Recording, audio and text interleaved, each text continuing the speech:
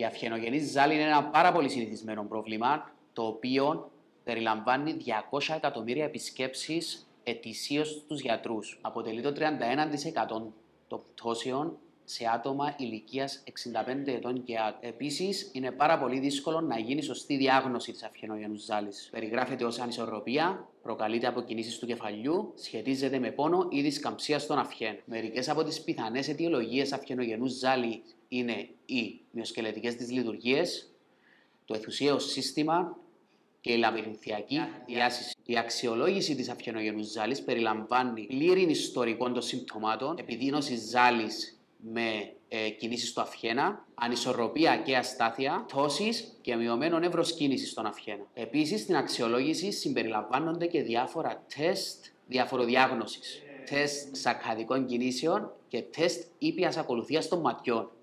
Επίσης, περιλαμβάνονται τεστ ισορροπίας, αλλά και παθητικές, ενεργητικές, αλλά και επικουρικές κινήσεις με κινήσεις του αυχένα. Μόλις ολοκληρωθεί όλη η αξιολόγηση, δημιουργούμε έναν εξατομικευμένο πλάνο θεραπείας αλλά και αποκατάστασης, το οποίο πιθανόν να περιλαμβάνει ασκήσεις ισορροπίας, ασκήσεις ενδυνάμωσης των εντοβάθων καμπτήρων του αυχένα, εάν και εφόσον συσχετίζεται, αλλά και τεχνικές αρθρικής κινητοποίησης των αυχέναν για βελτίωση εύρους κίνησης και μείωσης του πόνου και της ζάλης.